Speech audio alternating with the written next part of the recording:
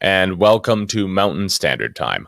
I'm your host, Nathan Giede, and today we'll be taking comments from viewers about essential travel and how traveling during COVID has gone for you. So feel free to be pouring in the comments, and we'll do our best to get to everyone we can today. Also, what has it been like under the lockdown? And are you excited if you're in British Columbia? Supposedly, today is the day that changes everything. We're supposedly past the circuit breaker that happened just before Eastertide. We've been in some form of lockdown since November. Is the day we get released? I don't know. But in any case, good morning. I'd like to start by giving some news. I got engaged over the weekend. I know. Congratulations are in order. Thank you so much. I was fairly sure of the answer, I guess, but it's always a free choice. I was very thankful for her generous and unapologetic yes.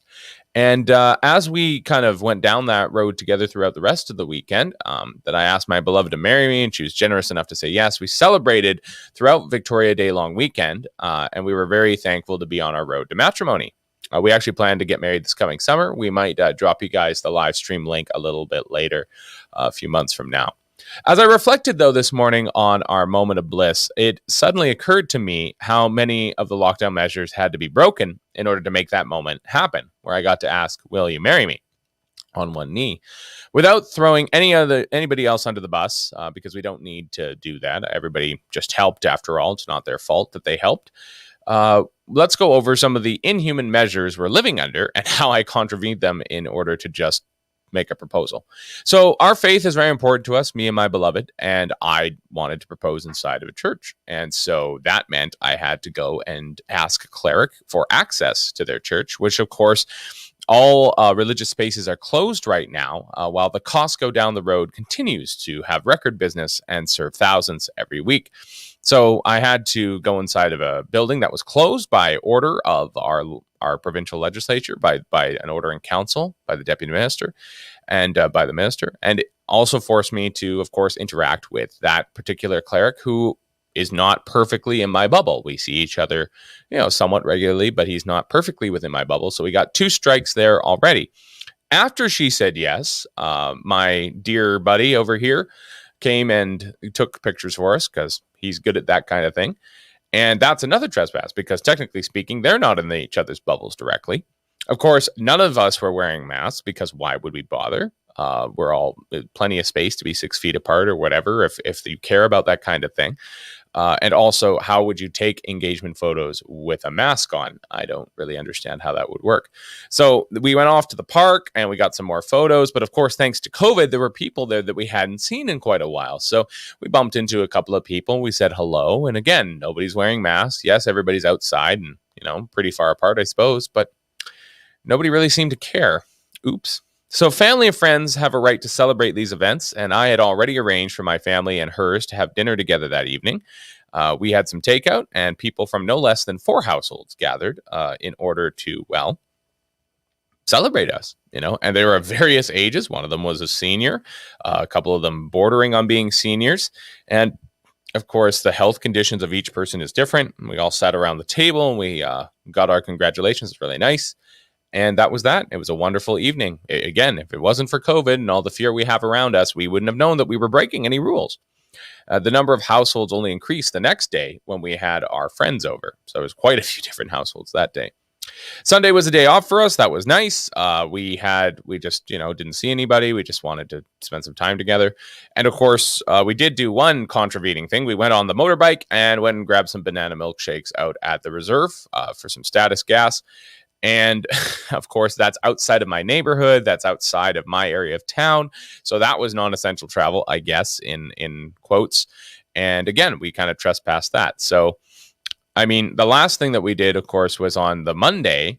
We went up a mountain not so far away. It's about 100 miles away from Prince George, exactly.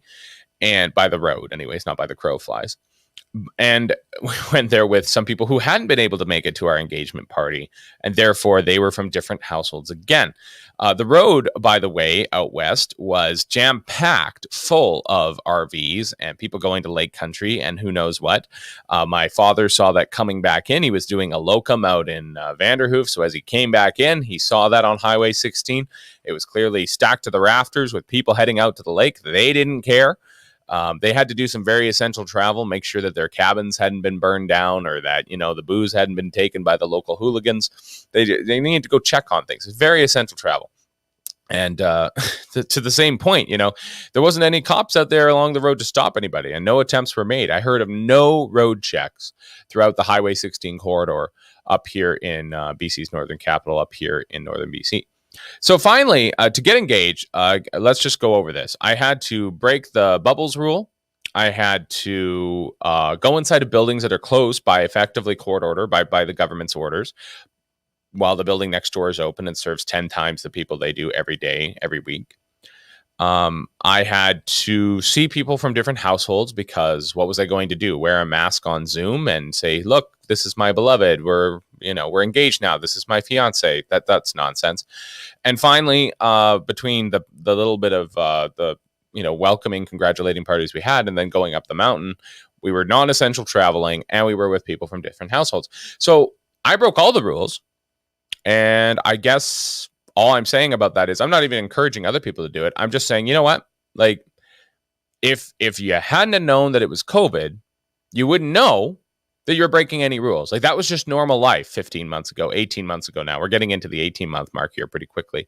A final line here in my opening statement is, but without the constant fear in the media, my fiance, I can't even say it right, I guess. I'm so Twitter-pated. But without the constant fear in the media, my fiance and I wouldn't have known we were outlaws. I guess we're Bonnie and Clyde, though, of course, Bonnie in BC means something else again. Thank you for the congratulations, Verna. I appreciate that. No, I think this is an important place to start. We got some articles up. This is going to be a bit of a long ranting day for this guy. Through the long weekend, we attempted to secure some people, and those people did not get back to us, which is rightfully so. It's the long weekend. We don't want to bother people on their long weekend. So we're going to kind of just meander around a couple of topics. A lot of it will be COVID based. I know we're all getting tired of it, but it just makes for good copy. It's easy to talk about. But I just want to kind of refocus again. One, I'm very in love. It's wonderful.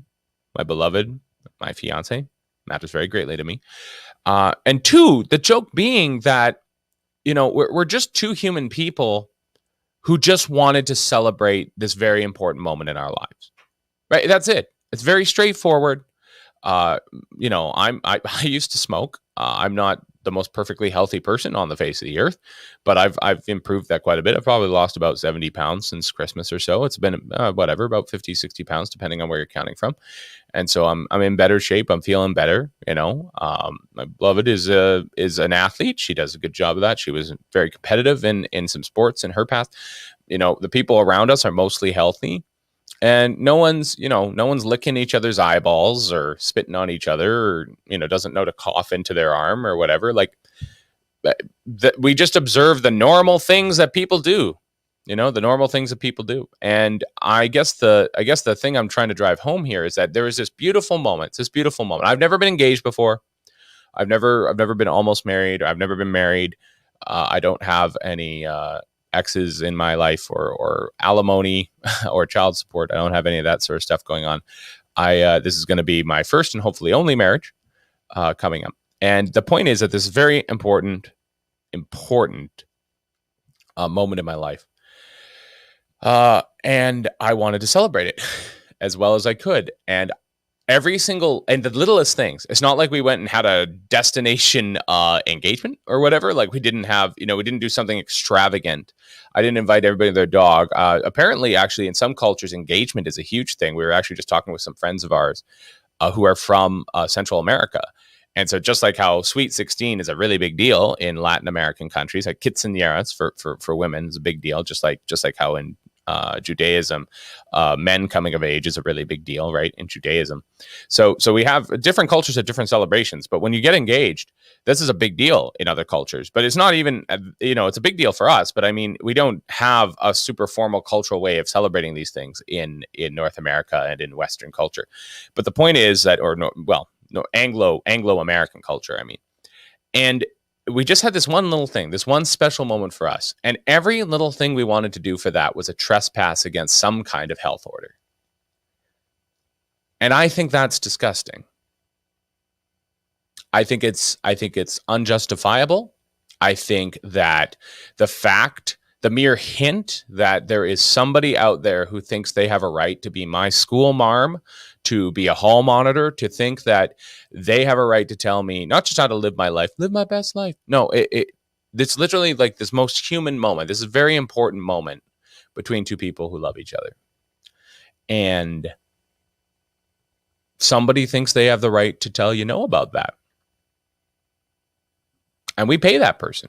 We pay that person a lot of money. We pay her and all of her henchmen a lot of money over here, Dr. Bonnie Henry and all of her little cretins that are pulling the strings here, and Adrian Dix, who we can't really tell whether he's the elected member or not. He keeps playing second fiddle to somebody who's a hired bureaucrat who got it wrong during H1N1, I think, and swine flu and SARS. Had a disgraceful career in Winnipeg, I believe, was left on the shelf, was not well thought of, and was trotted out for this pandemic because she was the only thing they had lying around. They're just, that's the tool we got. We'll put her up in front of everybody. We'll get her coached by the PR firm. I mean, Stuart Parker's been over this with us. Very strongly coached by a PR firm, right down to the terms that are used around it, like say the circuit breaker, right? The thing we've been in since Easter. That person thinks that she has a right to tell me how to live my life. And I'm like, yeah, no, it's kind of mind-boggling. It's kind of mind-boggling. And I mean, and actually to Sandy's point here, we don't care about your personal moments.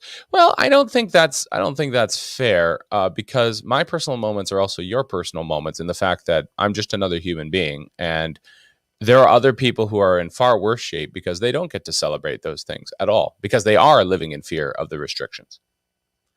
So fine, maybe my own little personal story doesn't matter to you personally, but I mean, there are other couples out there who wanted to celebrate in this way, and because they're living in fear, they didn't get to. And that's a fear that's propagated by people who we pay tax dollars to. And it's supported by the media, and it's supported by people who think that all there is, say, protests, lockdown protests and whatever else, and not just living your life and that being your best form of resistance. You want to know what the most extraordinary thing in the world is, according to G.K. Chesterton, right? It's an ordinary man, his ordinary wife, and their ordinary child. That's the most extraordinary thing in the world. We're not trying to build a perfect political union out there. We're trying to build, of course, a place that can raise families and that sort of stuff. So let's carry on. I think we'll start with the actual record as it stands right now. So we're going to go to Czech News for that. We're going to go to Czech News. That's North Island, I believe. They do an okay job. I haven't had a lot of objections with Czech News. I mean, it is just a subsidiary of some other Jim Pattison thing, but it doesn't do so bad of a job. So British Columbia health officials have reported 974 new COVID cases since their last update on May 21. That was the day I got engaged. The number of confirmed cases in BC is now at 142,000, supposedly. 142,347, while the death toll climbs to 1,679, with 12 new deaths. Of the new cases, 157 recorded in Vancouver, blah, blah, blah, 630 Fraser Health, 25 Island, 117 Interior, and 44 Northern Health. Okay, and that's where I am, Northern Health. There are currently just under 4,000 active cases, so 3,953 active cases. 292 people are in the hospital, 96 of whom are in intensive care. So let's do the math on that for a second. So let's take the number 96. I'm going to use my phone for this so everybody can follow along, right? So we'll go 96, right? Divided by 3,953 equals. So the number I'm getting for that is 0.024 and a bunch of other decimals, none of which is a 5 that rounds up that 4 into a 5. So 0.024, less than 3% of the people who currently are in the active caseload are in intensive care. We wish those people well. We don't wish harm upon anyone. We don't dismiss this.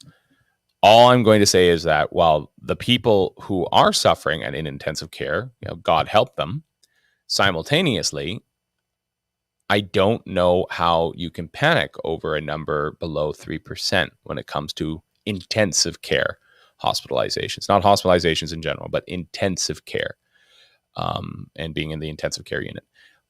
I don't really know what to say to that. We were told from the very beginning that this was going to flood our hospital beds and that sort of thing, and we were going to be in big trouble. But 300 people in hospital throughout and 96 of them in intensive care, that does not a panic make. So that's a starting place for us to kind of look at the numbers in the raw form. I think the other thing that we need to look at is the actual provincial restrictions, which is kind of funny. Because with the provincial restrictions, there's all sorts of bizarre travel. There's all sorts of bizarre travel restrictions. I want to go through these with you because it really looks like nobody else is, nobody is going to bother with actually following these restrictions when it comes to travel. Because the funny thing is that if you look through the travel restrictions, they literally any excuse on earth will probably fit into them. I know for a fact that we'll just kind of cut off there for a moment and come back here. I mean, again, for those of you who are in Alberta, something that's kind of hard for people to understand is that, something that might be a little bit different for you guys is that we are a very kind of diverse province, right? I've explained this to you before. We're very diverse. We have lots of river valleys. Our roads are not as nice as yours. We never had the oil money to build nice roads. It's very different from the way things are in Alberta. But for us up here in northern British Columbia, there really is a big culture shift when it comes to down south. So I know for a fact, I don't know how bad or intense it is in some of the police departments down in Vancouver and New Westminster and in Victoria. But up here in Prince George, I know for a fact that a memo was circulated by the head honcho at the RCMP detachment here, who is effectively like, unless you have very serious cause to pull somebody over and with something having to do with COVID, you are not to pull anybody over when it comes to the COVID question. We're not here to enforce this. This is nonsense. It trespassed their charter rights. So I was the chief of police around here saying that.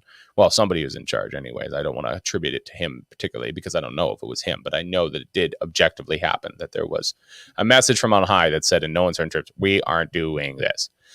And finally, all cops were all kind of the same way. I don't think anybody is COVID crazy up here when it comes to the cops. And they just all kind of shrugged and went like, yeah, well, I mean, I got more important things to do. We have an opioid crisis here in Prince George. We have a homelessness issue here in Prince George.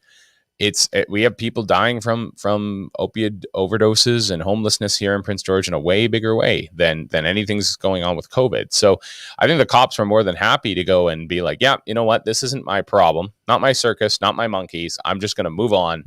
And other people can be involved. I'm not dealing with this. I got to deal with people who are doing break and enters. I got to deal with petty crime around drugs. I got to deal with theft. And I got to deal with the overdoses that are happening downtown in Prince George. And it's a really sad thing.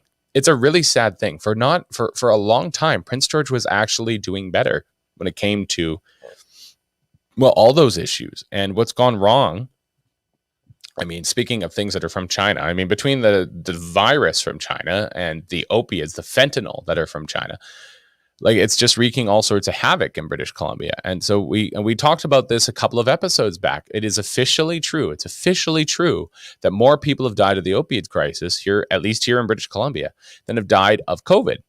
We had Aaron Gunn not so long ago. We were talking with him about that a little bit because he was like, yeah, no, this is something that's going on. And so it's a huge deal. It's a huge deal. And we need to be honest about this. That the opioid crisis is the real pandemic. It's killing people. I just wrote a column on this. There's a young girl, Allie Thomas, I think, and she was 12.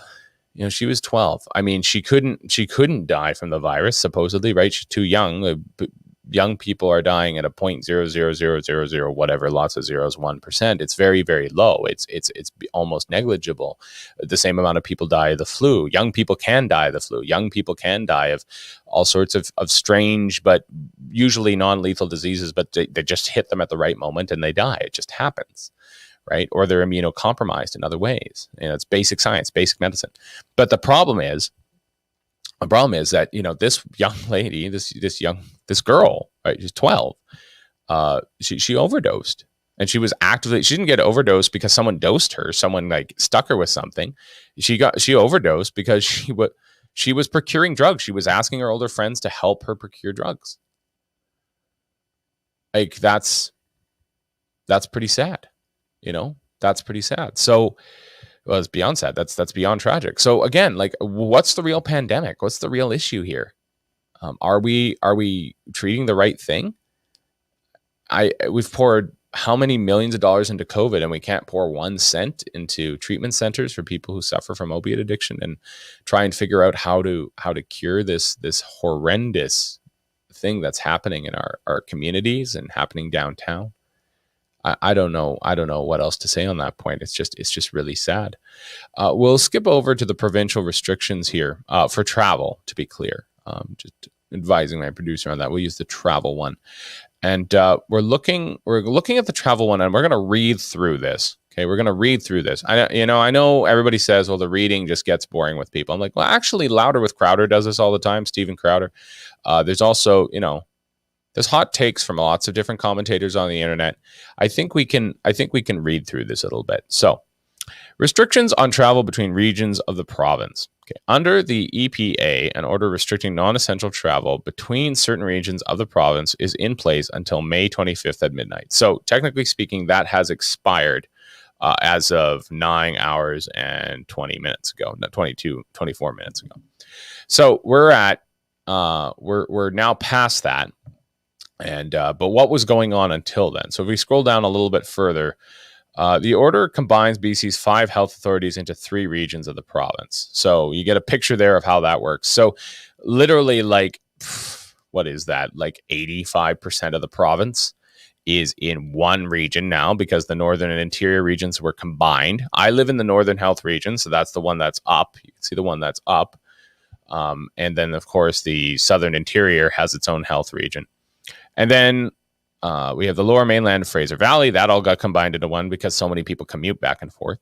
And then finally, of course, the Vancouver Island Health Authority. So all of that kind of put together. So we kind of scroll down here a little bit and the primary goal of the order, this is important. The primary goal of the order is education and reminding people about travel restrictions. Police will not engage in random checks of vehicles or people on the street. Periodic road checks may be set up at key travel corridors between the defined travel regions to remind travelers of the order. I don't know what to do with that statement. Can anybody else translate that for me? I'm going to throw that to the comments. One more time.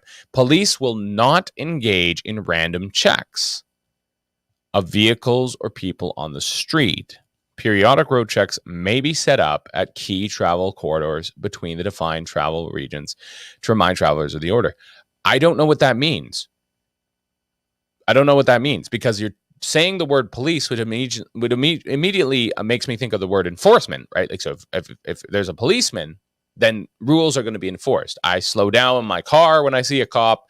If I know that there's cops out, I make sure that I don't have anything to drink with my dinner, right?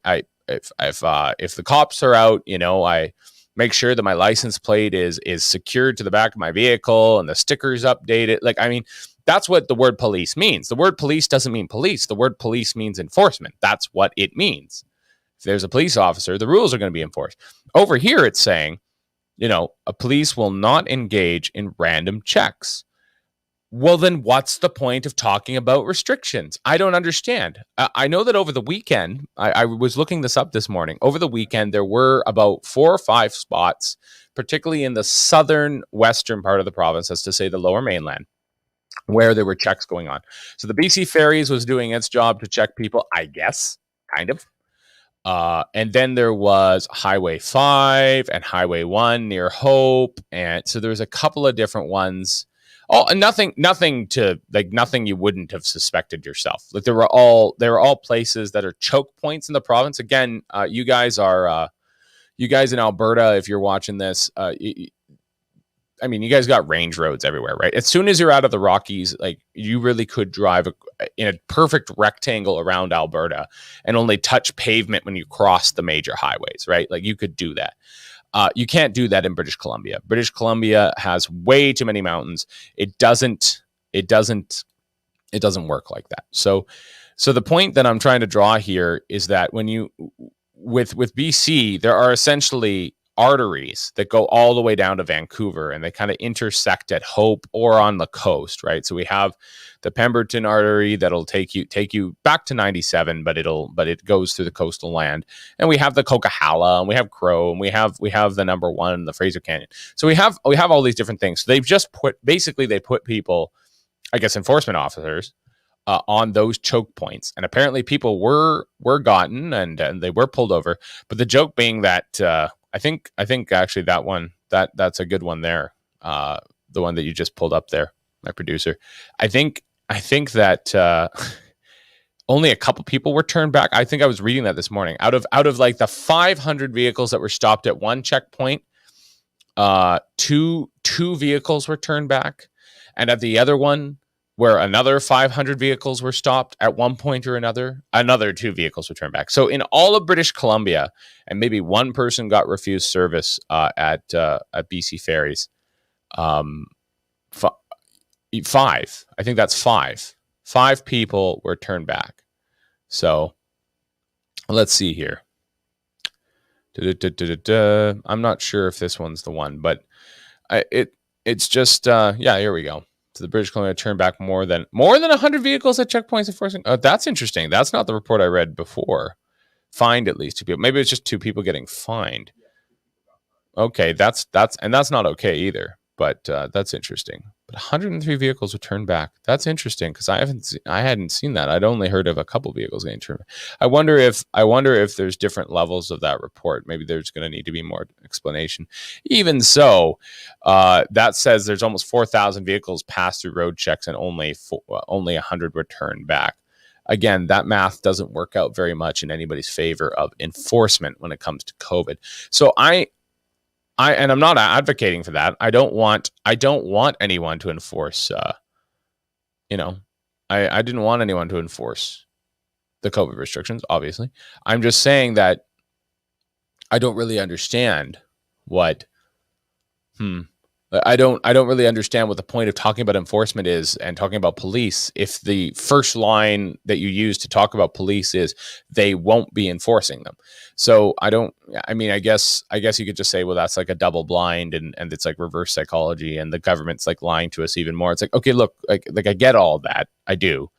But at a fundamental level, maybe it was because I was raised by German Protestants. I mean, you just say what you mean. So, if nobody's using stop signs, you shouldn't just start enforcing stop sign rules. You should probably just make all the stop signs yields, because like courtesy corners, like you guys have in the prairies, because what's the point of a stop sign if nobody's actually, and if it's not appropriate? You don't need to stop for 3 seconds at every stop sign. That's why nobody does. Nobody bothers, because you look both ways. There's no traffic. Why would you stop and sit there and count to 3 and then turn? It's a waste of gas. It's a waste of time.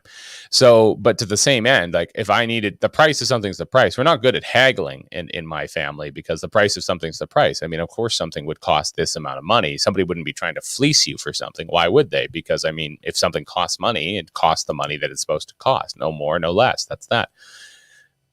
it took a long time for me to get used to your more Anglo way of looking at things, where like, no, everything's up for debate and everything's a bit of a cost benefit analysis, and there's a give and a take, and that I wasn't raised that way. So coming, maybe I'm just being too literal then, but with this, I'm kind of genuinely sitting here and going, okay, so we had these rules. I don't like the rules. I've never endorsed the rules. You know that. But here we are. We have these rules. Okay, are we actually going to enforce the rules? Like to the point of, we talked about police. If you talk about police, you're talking about enforcement. Are we actually going to enforce the rules? Apparently not, but apparently so, simultaneously. So we're talking out of both sides of our mouth, and we're lying at both ends. It doesn't make any sense. I know that up here, the police didn't really do anything. Apparently down there, one report had it be only a couple of people were turned away. Apparently another report says all but 100 people were turned away. In either case, to what end, I'm not sure. And because of what? Apparently all you had to do was say, and maybe those 100 people, all they got turned away for was they just didn't know the correct answer to the quiz, which was, this is essential travel, or I must go here, I have to do this, or I'm transporting something for somebody else. I'm not saying that should even be required. Being asked where you travel inside of your own province, you should just refuse to answer. I completely agree. But still, I'm kind of blown away. But I wanted to go to the comments a little bit here. What was anybody's experience over this long weekend? Did you get out? Did you manage to break out of your particular metropolis or town and get to the lake? And if you did you have to deal with the cops on the way? And if you did that as well, what did you say? How did you say it? Was there a way to kind of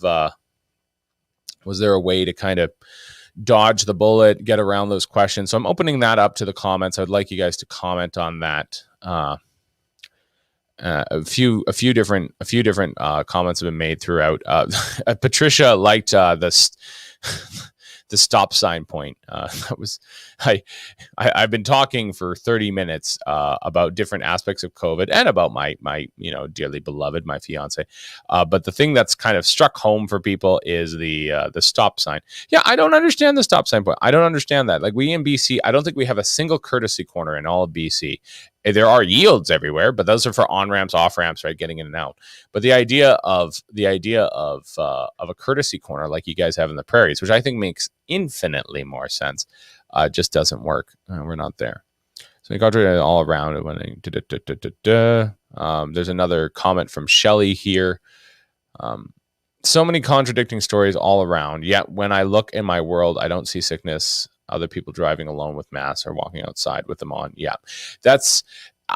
I have to admit that they're probably, if you want me to be really sad for you, like, don't tell me a sad story. Go sit in your car and drive by me with your mask on. I will be sad for you. You don't have to tell me a sad story. If you are wearing your mask and you're driving alone in your car, I will feel bad for you, and I'll pray for you. I just don't know what even to say to that. Like, you're alone in your car, like, take your mask off. That's not how this works. That's not how any of this works. If what they're even remotely telling us, if even the mildest thing that they're telling us is like that much true, which it probably isn't, the mask alone in a car thing doesn't work. Like, it doesn't. I don't know what to say about that, but we've had a few other comments throughout the program. We'll kind of scroll up here and kind of take a look around. Bonnie Wilson's got something to say. There you are, Bonnie. The states have opened up. COVID is gone now. Why politicians don't look into this further, as it is proof that masks and lockdowns don't work. If you're sick, just stay home. This is an old point about being sick and staying home. Of course, we do this with kids when it comes to school and that sort of thing. We don't want sicknesses to spread. So if you are ill, you just stay home. That's that. And that's been a concept, a mainstream, right wing, left wing, anybody and everybody throughout the last 50 years has kind of gotten used to the idea that people need to stay home when they're sick and not spread the cold around the office. That's a really bad idea, because then that your whole workforce is just wrecked. So it doesn't matter how much of a hand whipping capitalist your boss is, like, he kind of understands, at least culturally at this point, that if somebody is sick, they should probably stay home so they don't infect everybody else. But the nonsensical thing in my mind is still that I'm just not seeing the piles of bodies in the streets that I would suspect I would see in a pandemic. We don't have the same kind of death rate that we had with the flu 100 years ago, the Spanish influenza, right? The pandemic that went around the world thanks to all the soldiers returning home from the First World War. That's how it spread, and that's how diseases spread. Like pandemics, let's be clear, pandemics are real. We know that. Like we know that diseases can spread quite quickly and they can be quite deadly. That's not the argument. The argument is, where is the evidence that what we're living through right now is a pandemic? We don't have people literally dropping in the street. We don't. That's a thing that you can still see in some parts of the world. There are parts of the world where when a certain disease shows up, people literally drop in the street and you have to go collect them and put them into a place where they're not going to spread their disease because they're in the street. That is literally, like, we still live through those times. You can go around the world and you can be a part of a missionary order or Doctors Without Borders, and you can go deal with that. That's a real thing. So that's not a question. The question is, for something that's been this hyped, why is the death count so low? For something that's been this hyped, why are all these rules, none of them even make sense anymore? The question is, for something that's had this much excitement around it, this much fear, where is the kinetic connection in all of our heads that we see in our lives? Man, like, I lost an aunt. Yeah, no, I lost a cousin. No, I lost it. No, this isn't polio. This isn't the Spanish flu. This isn't the bubonic plague. This isn't even cholera back in the time and all the other diseases that we used to get from mixing our wastewater and our drinking water, right? Like, I mean, that's actually happening in San Francisco these days and in LA, because they're going back to medieval diseases because people aren't using indoor plumbing. They're just making their mess on the street.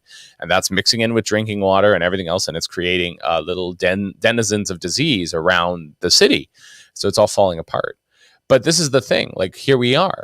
Pandemics are real. That's not a question. We all know there's such a thing as having a disease spread quickly. Like, that's not rocket science. The issue is the evidence just isn't there to tell me that this disease is somehow more deadly than every other disease that's ever walked the face of the earth. And somehow it eliminates other diseases. I think we're still, someone can correct me in the comments if I'm wrong. What am I wrong when I say that we're still without a flu season in either British Columbia or Alberta? I don't think it exists. I think that was recorded the other day. There were 0 flu deaths between British Columbia and Alberta. COVID's a miracle, I guess. I guess there's no such thing as a flu death anymore. The flu kills people. It kills people. I had a buddy it was funny because it was happening it was not funny. It was actually pretty terrifying, but it was right in the middle of the COVID when it began, this whole thing. But he ended up not testing positive for COVID back when we had tests that could test for other things. He tested positive for influenza A, which is a really nasty virus. And he was suffering really badly. He was in a really bad way. He was not in a coma, but like he had to like lie on bed for God knows how many days. And I think they were giving him intravenous food and liquid because he was on death's door. It was pretty intense. That was influenza A. And he's younger than me. He's a couple years younger than me. Like, so he's not out of shape. He's not overweight. That was influenza A. So diseases kill people. Like, we're all on board with that. We get that. What I don't understand is how COVID has supposedly eliminated the flu. And I don't understand how COVID just doesn't have the body count to merit the scare that's around it. I just don't understand it. The flu was replaced with COVID and all the sheep bought the lie. Got Chris Hunt Rods here. He just wanted to give us that one. Give us that kind of thing. There we go. The flu replaced with COVID and all the sheep bought the lie.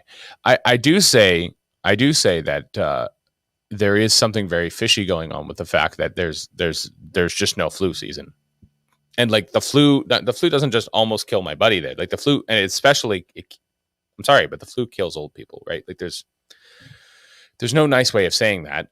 It takes the life of our beloved elderly, if you want to say it that way. Like, but it does. If you go into an old folks home, like like something that is a constant threat is something like the flu and Norwalk virus, all that stuff can take the life of elderly people who are already immunocompromised very easily, very easily. They slip away. They slip away in the night. They die of and pneumonia and everything else. So that's not the question. The question is, why are we all obsessed with the virus, COVID, when the body count just isn't there? I just don't understand it. Selena Paley's got an interesting point on the question of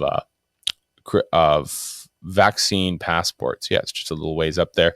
Canada is pushing vax passports and debt relief. Didn't see that coming. We need to protect our children. Vax passports. Okay, so I didn't actually think I was going to get into that today, but you know what? Honestly, we got nothing better to do. So we're going to start ranting about vax passports. I can't see a single ethical objection to obtaining a fake vax passport if that actually becomes necessary. I'm just going to give my full uncaveated endorsement to that. If they start pulling that stunt, I don't care who you got to talk to. I don't care what corner of the internet you got to go to. I don't care if you got to go down to the dark side of the city and talk to a guy in a trench coat who keeps trying to sell you. I mean, this is a Muppets reference, or sorry, a Sesame Street reference. Hey, kid, yeah, you want to buy an S? You want to buy a W? The guy who kept trying to sell alphabet stuff. Are we going to get sued for that? Because that's another Disney reference. I don't care. The point is that it's hilarious, right? Like I am never, ever, ever presenting a vaccine passport to do something. And the idea that I would is nonsense. Like I don't even know how that would work. Vaccine passports. Yeah, right. Like, you know that you can still, in Europe, you're still supposed to scan your passport into a hotel. Do you know where that's a hangover from? It's a hangover from Nazi Germany. That's not a joke. Okay? It's not a joke. When a certain corporal, who is actually Austrian, took over a certain country and then took over all of Europe and tyrannized everybody and then killed a whole bunch of people on top of all of that, and then, put bodies into ovens because he's an absolutely evil, wicked, terrible human being. One of the ways that he started controlling people was that he did do the passport thing. Passports are a big part of control. Absolutely, they are. And they had people scan their passports into hotels and that sort of thing and prove their papers, have to show papers all the time. Papers, because it was a way of controlling the population. That's an objective fact. We all know that.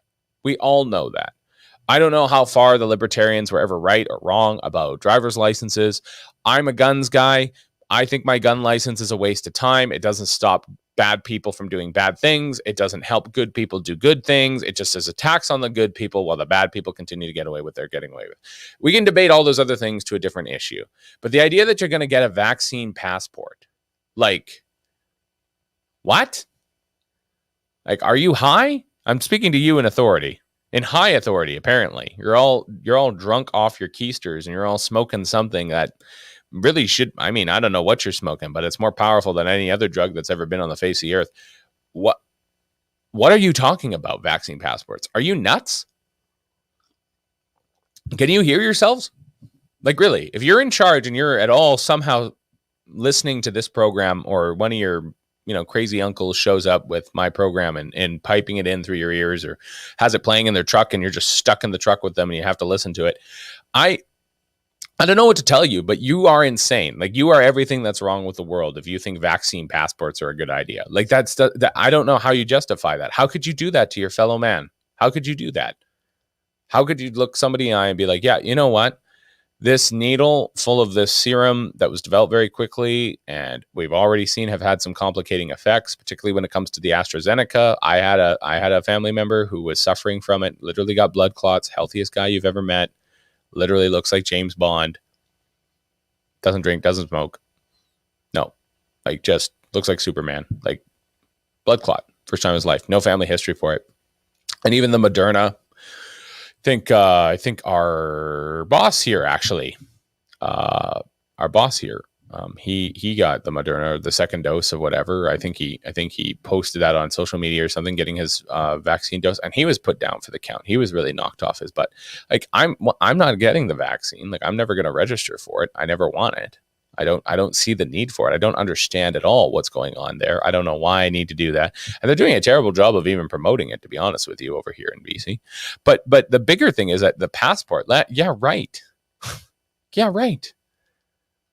When the world was getting crazy and bad enough, I thought about throwing away my passport. I remember that right before Donald Trump got elected. I was like, man, the world is a crazy, terrible place. Why would I ever leave Canada? Like, I'm not going out there. I'm not getting taken hostage by some morons who think I'm the means to an end for their political ploy. Like, no.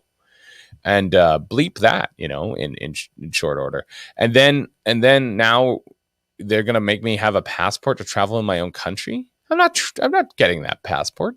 Forget that. That's not going to happen. And if I need it, I'm going to go get a fake one. Not joking. I don't care. Like, what are you going to do about it? Half of them are going to be fake. More than half of them are probably already fake. Like, why would people get the real one? You can just buy a fake one. Like, what a waste of your time. No, it's just nonsense. It's just nonsense. So, anyways, that was Nathan on vaccine passports. We'll get back to that in a moment, but we've got the Albertan back. We haven't seen him for a little while, actually. I don't know what happened. His internet might have cut out at home. The most evil abuse is not the removal of basic liberty. It's making people so afraid that they will beg for it. That is true. I'm going to give the Albertan credit there. It is absolutely true that there's something very wrong with the world today. And it is that people are giving it away for free. I mean, that used to be a term we used to use for, a certain act between people, and you're supposed to save that for marriage. But certain people were giving it away for free. But now we're that. We're kind of not being very faithful or having a lot of integrity to our democratic ideals. We don't think they need to be defended. Maybe, not to wax too philosophical here, but one of the concepts that's being communicated to me and my fiance while we walk through marriage prep is that you actually have to defend your vows. You have to defend the rights of this and privileges of this facility, of this instrument, of this sacrament. And that's a two-way street, and it's a two-man fight. Both of you, man and wife, got to fight for this. You got to fight your corner, and you got to defend your family. You got to defend what you're doing. Well, what nobody seems to have told the rest of the world is on the count of personal liberty, why do you think that your liberties don't need to be defended? I don't know if that means like calling, our members in uniform, slurs or derogatory comments and stuff like that. I don't know if it means like every time you have to deal with authority, you start denigrating them right away and you're just really reactionary. I don't know if that's correct. I don't know. Like, I think that I don't think that's necessarily the Christian thing to do. But at the same time, there's this question of like, well, how do you push back against authority? Because it always seems to be pushing on you. It always seems to be creeping in. And to the Albertans' point there, right? Like, people are giving it away for free. They're kind of being little trollops. We'll use that word. That's an old word. Little trollops, little strumpets, and they're giving it away for free. They're giving the government full reign over their life, and they're literally letting the government jab them with something. Use that double entendre, however you prefer. But they're literally letting the government into their bodies without so much as a whisper of protest. And that's a problem. That's a problem, because I think that even if you are the most totally statist, I believe the government wants everything good for me, I think everything's just great. Like, even if you're that person, I don't know who that person is. I don't know if I've ever actually met that person. I met some really like silly people who have believed whatever the government's told them, but how many people actually positively affirm like, oh no, I totally believe that the government like has my best interest in mind all the time. Like, they're the experts. I just trust them. I've never met that person. But the point is that imagine if you were that person. It's like, no, every day I wake up and I look at the press releases. I don't look at comment. I don't look at news. I look at press releases from the government to know how to live my life today. That's my daily liturgy. I read the press releases from the government. These are the 10 things that are happening. And I'm going to live my life according to the laws of the government. For that is, in the name of the state, the legislature, and all the bureaucracy, right? Like, that's their religion. It's like, okay, that's fine. Your religion is the government. That's fine.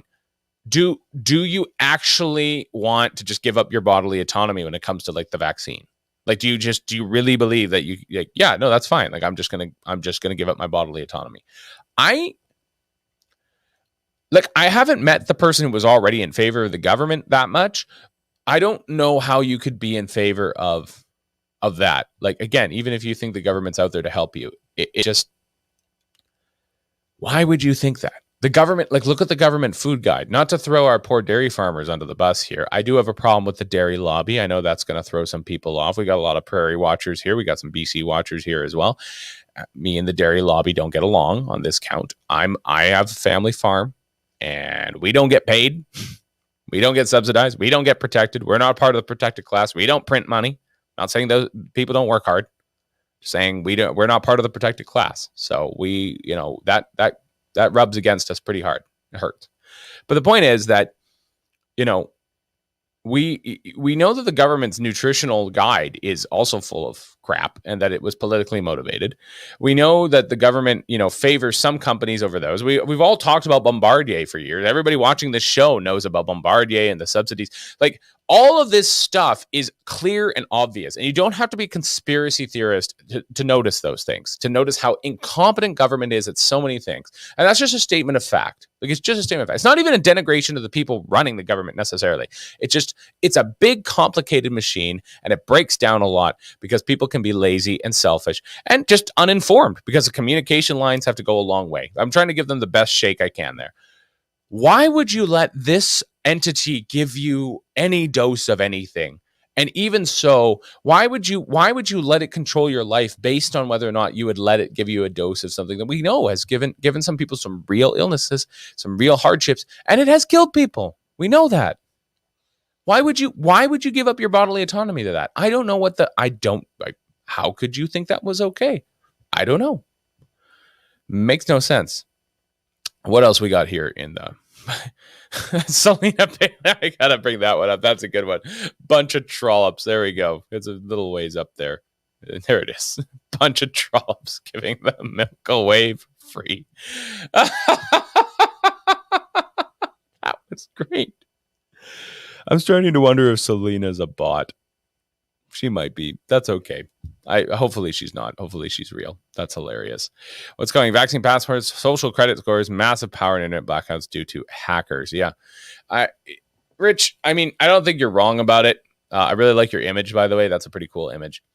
No, this is getting entirely out of hand. I mean, it was out of hand the moment that it started. And there were some people who were, I mean, we all remember Animal Farm, right? We all remember Animal Farm.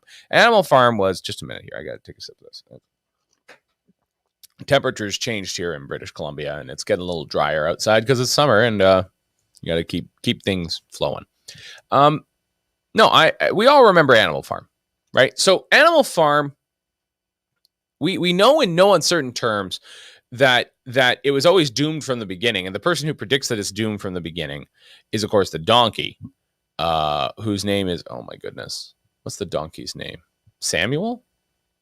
I think the donkey's name might be Samuel. I can't remember.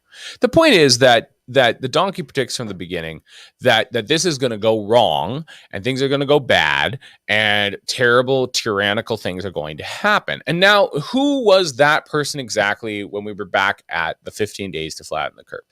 I have to admit to you that I didn't think that this was going to last forever. I was a bit more cynical than people, and I was like, okay, well, I think what's going to happen is the lockdown's going to happen, but it's going to be extended a little bit because they're going to kind of cobble this together. They're not going to be able to know what they're doing.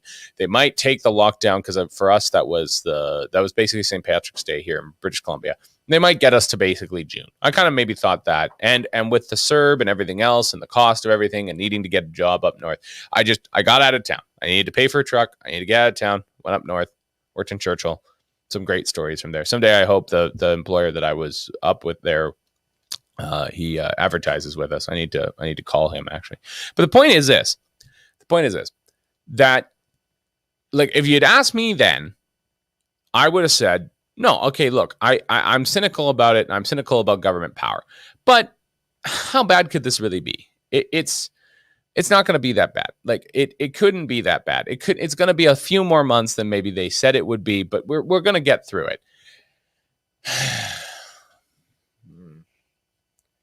What I would do to go back in time and, I don't know, try and wake everybody up and be like, no, we gotta, I don't care if it's 15 minutes to flatten the curve. We're not staying home. Like, everybody just go to work. Everybody don't bother. Don't listen to these people. Just get back to work. Just go back to work. maybe if you could work from home, go ahead and lean into it and work from home and help us get rid of all these ugly office buildings that are useless. We can fill them with condos and stuff and expand housing, hopefully bring down housing prices a little bit, cool the market a little bit. Or there could be socialized housing as well. That's another way to use it. The commute is a waste of time for people who are in an office. I mean, you're sitting in a car to sit at a desk, to sit in the car again, to sit at lunch. Like, what a waste of time. But the point is that other than that, like, I would have said, no, just keep going to work. If they tell you you're not essential, that only means you're more essential. So just show up twice as often. Not twice as often to work, but I mean, just show up twice as much. Just be like, no, I'm here. I'm really here. And even if I hate my job, it's like, nope, I'm essential and I'm more essential. I'm more essential than the people telling me I'm not essential. And so that's what you should have done. You should turn around and start sending them, emails to say, actually, I believe you are inessential. Shelly has something to tell me. What is it? So it's your fault, Nathan, for waiting. Yeah, that's a good one. That's a fair point. Yeah. And then, of course, Patricia is back in there and makes the point of, I wasn't listening to Alex Jones. Yeah, no, I wasn't listening to Alex Jones at the time. Maybe I should have. I don't know what I could have learned more from Alex Jones than not. I mean, it's not like Alex Jones has nothing to say. Not at all. I mean, I think he's pretty entertaining and that sort of thing. But I don't think he's wrong about much, to be honest with you.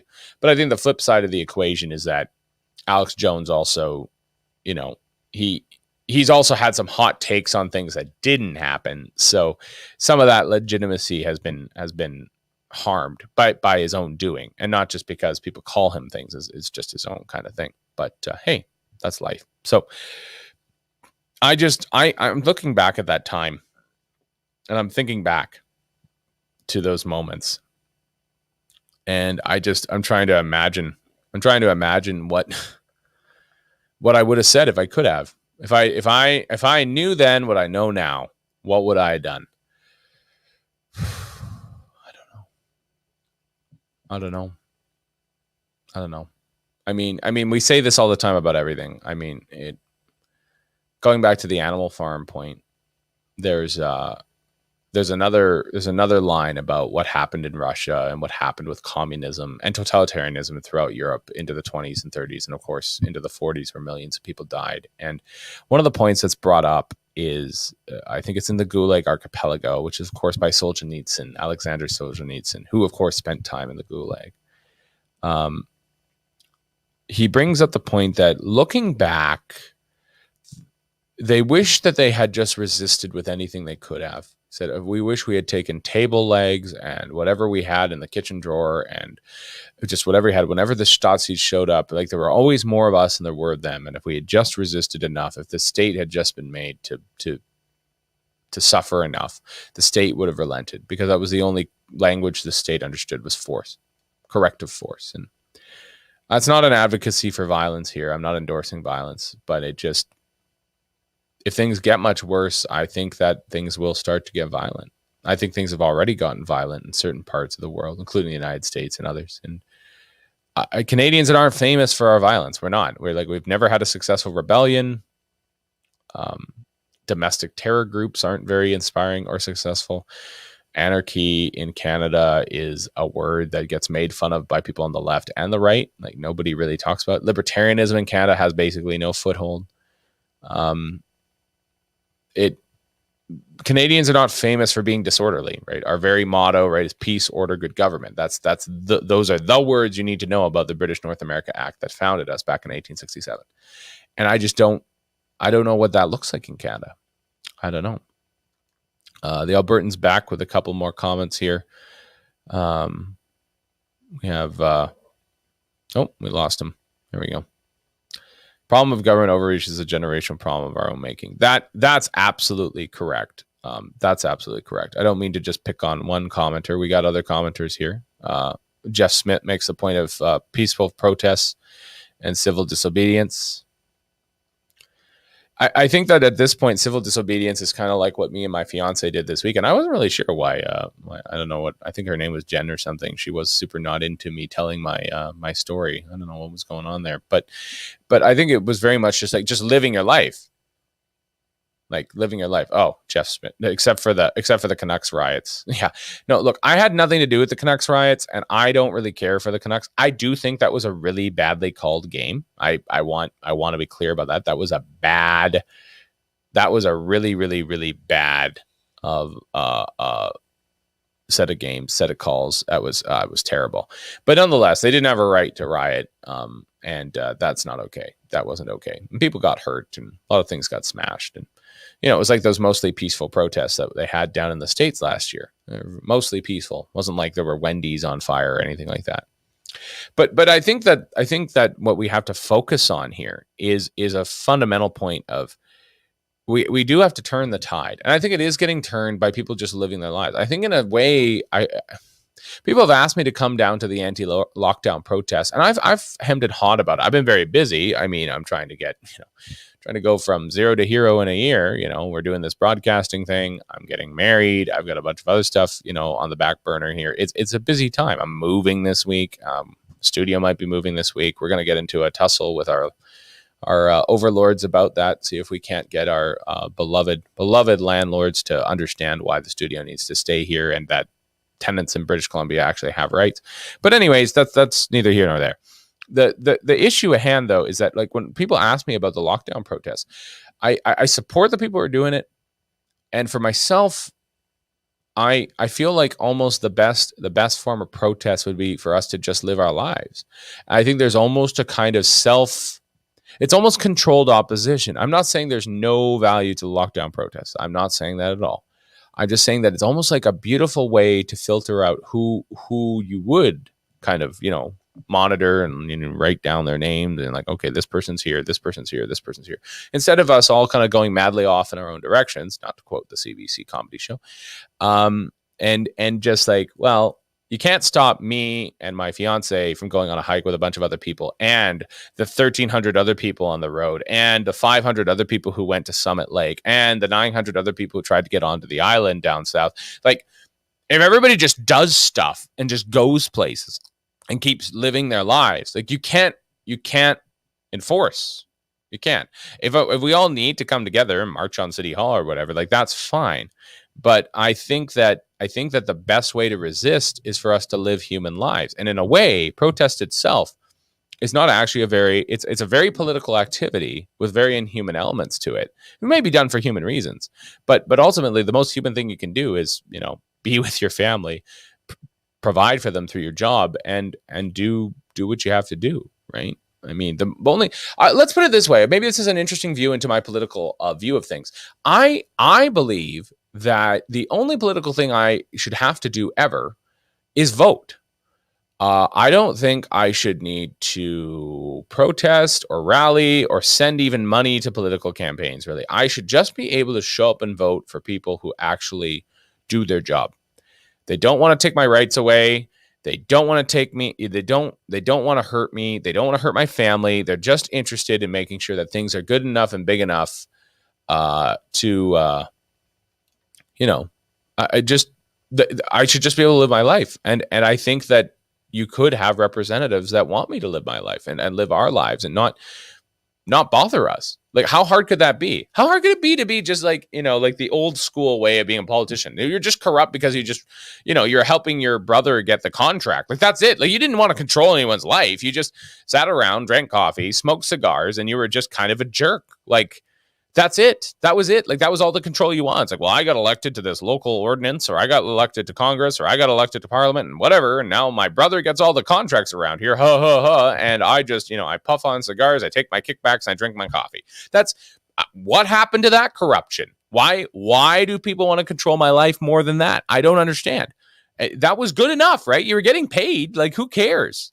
I don't understand how people, it's not even just greed. It's like, it's control.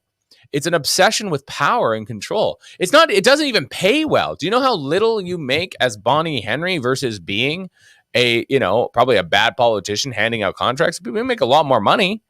Why would you want to be in people's lives? Big government is big business in some respects. There is a lot of money in big government, but nothing compared to the private sector, and nothing compared to just cutting out the middleman. It's like, well, I don't filter my corruption through 600 bureaucrats. I just do my corruption and I take the check home and I laugh and I retire to the Florida Keys. Like, I don't care about you people. Like, I'm just gonna go and do what I want to do. Like, whatever happened to that kind of corruption? Whatever happened to that kind of smarmy, neglectful, kind of skeezy sort of thing? I don't know what happened to it, but for some reason we have a whole bunch of ninnies in government who want to literally control your life, and I don't understand that.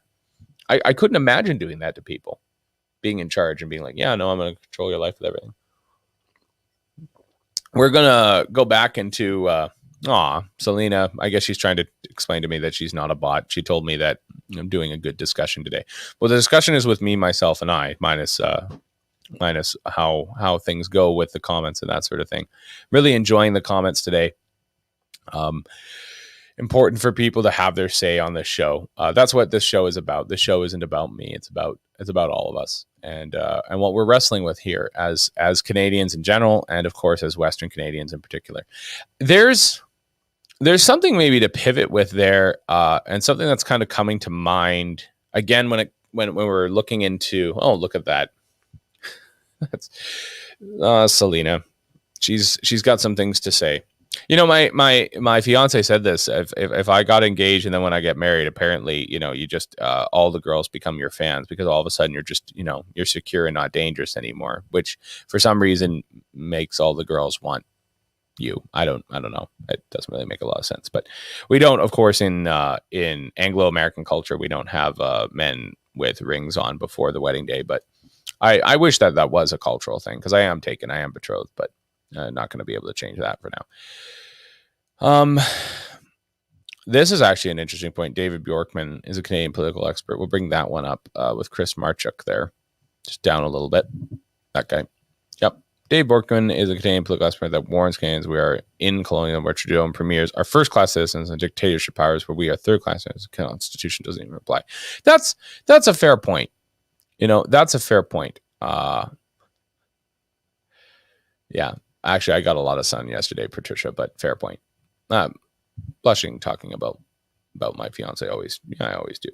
But the point is that the funny thing that ought to be made there with the question of our first class premiers and Trudeau and our third class citizenship as we're all living it now. Perhaps the easiest way to kind of explain that is, we did let it get there. I think the Albertan pointed this out a little bit earlier, is that this was a progressive set of votes. Right? We kept voting in parties that did just expand the power of government, and they never really redacted any of it. This is the same thing even with conservative parties. You bring in conservative parties, and supposedly conservative parties cut down on the spending, but they really don't. They really don't. If you look at the spending at the end of a Conservative Party's reign, they might spend slightly less and taxes might be slightly down. What they mostly did was they cut services, and that doesn't win you votes. And people need their services. Nobody wants to wake up one morning and find out that their neighborhood school doesn't exist anymore. No one wants that. No one. I don't care if you're right wing, left wing, libertarian, even if you're a homeschooler who doesn't believe in public schooling. That's totally okay. I plan on homeschooling my kids. That'd be great. The kids that me and my fiance are going to have probably going to be homeschooled.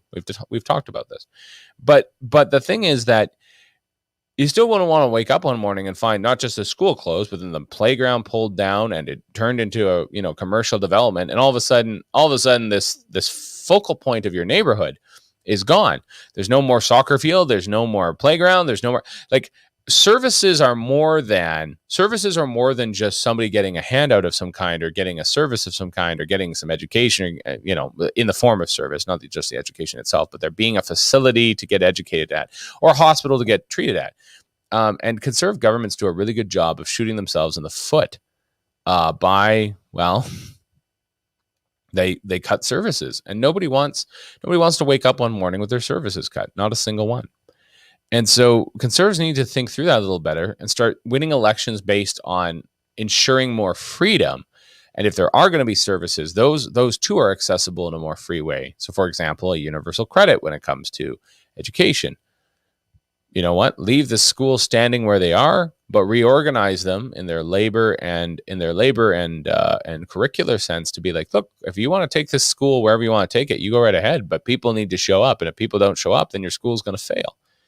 So parents get to be put back in control of what's in the curriculum and how their children are being taught and how they're being treated, whether or not they're being told, gravity is a theory and the sun goes up and we circle the sun. And, if you put 2 and 2 together, you get 4, or whether there are, 600 genders and boys can be girls and boys can menstruate too, and all that nonsense. So I think parents need to be put back in charge of those things. But the problem is conservatives keeps not being the freedom party and not giving people more freedom. They just try to take the big state that the liberals already built. And this provincially and federally and locally. So anytime progressives or liberals get in charge, they expand the state and they do whatever they're doing. And then conservatives come in and they just try to push the state their way instead of just deconstructing that part of the state. And they could. It's not just about cutting services, though. That's where they get it wrong. It's like, well, the easiest thing we can do is cut these services. Don't cut the services.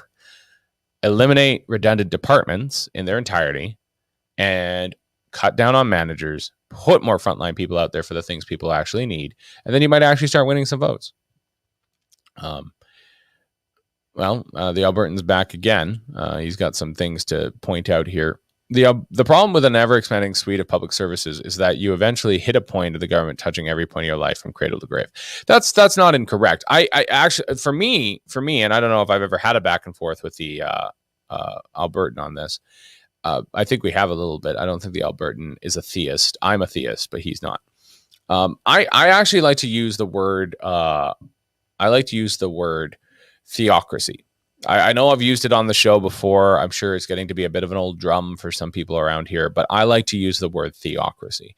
Theocracy better describes, in my opinion, what's going on around here than perhaps anything else. Because we need to understand about theocracy. What we need to understand about the idea of like God ruling the state or religion ruling the state, like the state and religion, like being totally synonymous in both your moral and political life and the way you live your life, the laws of your country, all of that stuff. That requires a very the Albertans kind of acknowledging that, a collectivist theocracy. Like, this is exactly the problem. And I would prefer the word, maybe I would just add words to that. A technocratic collectivist theocracy would probably be how I would put it, at least, or just a technocratic theocracy. But we need to understand that we live in this time where, like, the state really is a religion. Like, it is a religion. And it does follow you from cradle to grave.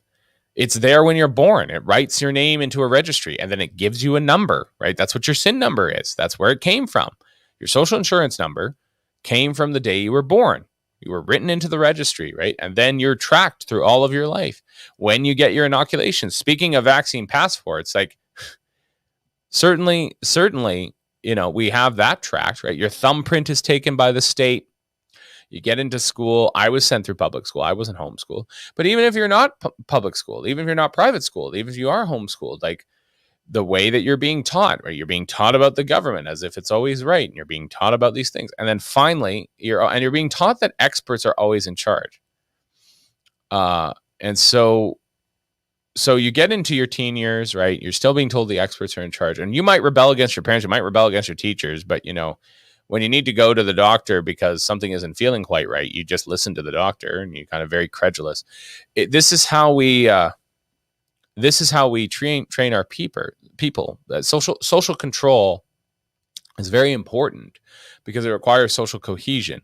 It takes a lot for us to get everybody to drive their vehicles exactly the same, right? We want everybody to stop at red lights. We want them to go at green lights. And people still screw that up, and people still get into accidents, and people still die. So clearly social control isn't perfect, but we try and create an ordered society, right? And that ordered society requires that certain norms and rules be followed. The problem is that whoever is directing those norms and rules can very easily start manipulating other people. And coming back to both the Albertans' point and my point on this question of theocracy, like, the government really does follow you from cradle to grave. to the point where the government can now kill you, right? To the point where we haven't talked about euthanasia on this show a ton. That's actually, I should make a note of that. I'm just glancing over my producer here. We need to bring somebody on who's an expert in euthanasia. We need to find somebody and we need to bring them on. If anybody has an expert in euthanasia, put it in the comments or send it to me in an email, because we need to talk to somebody about euthanasia, because this is a big deal. Euthanasia is wrong. Killing people is wrong. Yeah, experts are people too. That's correct. Killing people is wrong, and killing people is wrong, especially when they're sickly and ill and not fully capable of consenting. And even if they could consent, why would you want the government to murder you? Like, why would you say, yeah, that's what I want. I want my government to feel free to murder me. It's like, I said it was okay. Come over here and murder me, big guy. That'd be a good time. No, I don't want to get murdered by my government. And it's gotten to the point now where I wouldn't be able to put my parents into an old folks home that was publicly funded or publicly kind of subsidized, because I don't believe in euthanasia, and I think that the government will start to slowly but surely try to get people off of their rolls. They don't want to be paying for people to be old and sick. They want to get them off of the budget, so they're going to start killing them. I really believe that. I think they're already doing it. I think it's already happening. Yeah, abortion and euthanasia are wrong. And the death. Funnily enough, I am a big fan of the death penalty. But that's a different. We're getting off topic here. We're gonna kind of swing back around to this issue of cradle to grave in its finer points. So I do think we live in a theocracy. I think that we live in such a post God time, a time where people don't believe in God so strongly, not in a sense of like, oh, they need to believe in him like perfectly and follow his teachings perfectly. No. I just mean like just a general godlessness and lack of fear of God, just a lack of understanding of like, there might be some final examination at the end of your life where you need to be pretty clear on why you made the decisions you did. And maybe if you get some of those decisions wrong, there's going to be consequences. Very simple. Very straightforward, nothing to write home about. I don't think that's a super complicated take. But now we have a system where it's like, not only do we not believe it's at the end of time where you have that accountability, we believe that there's now accountability constantly, and it's only accelerating thanks to social media and the government surveillance we've all been living with since the 90s, and especially since 2001 with the September 11th attacks. What's happening is like you now have a personal relationship with your Lord and Savior, the Almighty State. And it's a live relationship. We're streaming this live, and your relationship with the government is live. It's live. Every year there's taxes, and you got to file on time. And every year, if you say something out of turn, right, you might lose your job. You could be a public sector worker and still lose your job for saying something out of line. And you have a personal relationship with your Lord and Savior, the Almighty State, the Prime Minister, the police, the tax man, the guy who comes and picks up your garbage. The state is your personal Lord and Savior, and almighty and ever powerful, and it knows more than you do, and it knows you better than you know yourself. And it's kind of interesting because you have to give that accounting all the time, and you're supposed to rat out your fellow sinners to the state. So if your fellow citizen is a sinner who's trespassing against the state, you got to rat them out, right? So they're smoking in the car with their kids. People shouldn't smoke in the car with their kids, but there's two versions of this. You either report them to Child Family Services, or you maybe go talk to them yourself and say, hey, buddy, maybe you shouldn't smoke in the car with your kids. Maybe you should step out, smoke, get back in the car with your kids. Have a personal relationship with them, right? Like, and try and make a connection. No, instead, what happens in our country and in around the world, but also with the theocracy of the state, is that it is all powerful. It's all powerful, and it's monitoring you all the time. And so you're going to have to give account all the time. So it doesn't just take care of you from cradle to grave. There isn't just the end of your life and you have justify yourself before Almighty God at your final judgment. It's like, no. Throughout your life, you are constantly in a back and forth with the state, and the government holds you to account on a lot of different things, and very powerful, and can take things away from you incredibly quickly. And I think we all need to be honest about that, very honest about it, and acknowledge that Canada has become I think the Albertan actually put it really well there. A collectivist, and I would say technocratic theocracy. The experts are in charge. Everybody is being treated by group rights instead of by individual rights. People who step outside of the group are reprimanded and persecuted and destroyed. And finally, we really do rely on the government to do everything for us. It gives us a child tax credit. It gives us it gives us our last rights. It gives us our OAS and our CPP. It funds us in school. It does all these things for us, and it is in charge. And if you trespass in even the slightest way, it can make your life very difficult. And you must be in fear and beholden to it all the time. That's a really dangerous thing. Gary Price has got something to say to that effect. I think it's actually a good point that he's making there. We have to take responsibility for what is happening right now because we have given the government too much power and let them get away with this. I absolutely agree. Gary also has, for his image, a kid with a pirate hat and an eye patch on, and that's really awesome. Thank you, Gary. Or Jerry. We have given too much power away. And the only answer to that is to just slowly but surely take back that power. And we've talked about this a couple of times on the show, and I really do believe that, so again, I'm still kind of thrown off. I was thrown off my beat a little bit earlier when Jen or whatever, told me that she didn't care about my personal life. That kind of hurt. I wasn't going to go on about it all day, but that hurt a little bit. Speaking of personal life, one of the things that me and my fiance are going to have to figure out as we get married and start our family is where we're going to live. And the cost of housing in Prince George has gotten out of control, as the cost of housing has everywhere, except for like the middle of nowhere, Saskatchewan. I seriously considered moving there a couple of times because I've heard some crazy stories, like having a down payment with $5,000 on a nice big house in the middle of town with a nice big lot, because it's kind of an abandoned sort of place. So that sounds pretty cool. So I've really considered that, but we're not figuring that out yet. But the point is, where are we going to move? Where are we going to live? One of the things that comes up is that there is a non-conforming structure on my parents' property. And we did stop building it when we were given the stop work order. It's at lockup, so it's been preserved from the weather and the rain and everything. But I seriously question, what would happen if we just finished it? Like, what would happen? Like, what would they do? What could they do? Are they going to physically tear it down? Are they going to sue us? Like, what is the regional district and the ALR and everybody else? What are they going to do? They're not going to be able to tell the difference in hydro. They're not going to tell how many people are living there. I mean, the hydro the farm uses, that 2 more people, charging their laptops isn't going to change the number on the hydro bill in any significant way. So how would they even know we were living there? Like, really? And this is the thing that gets me about all of it. If there is a path out of COVID, and if there's a path out of the complete domination of our lives by the government from cradle to death, it might be home births, and it might be building a shed without a permit and re-roofing your house without a permit and doing up your front lawn in your little town allotment. And the community, the covenant people come along. They're like, well, what are you doing? It's like, well, I'm making a garden. It's like, well, you're only allowed to have flower beds in your front lawn. You have to have your vegetable garden in the back. Sue me. Do it.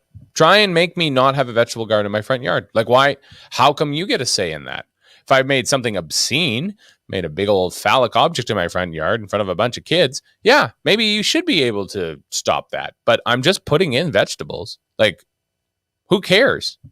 As long as it's kind of aesthetically pleasing and my planter boxes don't look like a complete crap, like, why do you care? Why does it matter? How could this possibly affect your property value?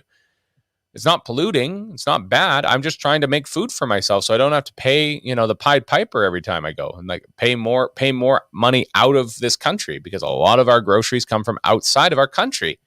So this is the thing that bothers me.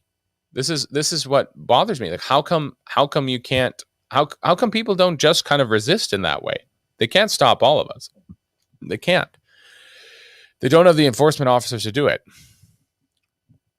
The Albertan's telling me, you know what the Albertan is? The Albertan is like the anti-joke chicken. That's what he is. He just tells me, he's like Dwight Schrute.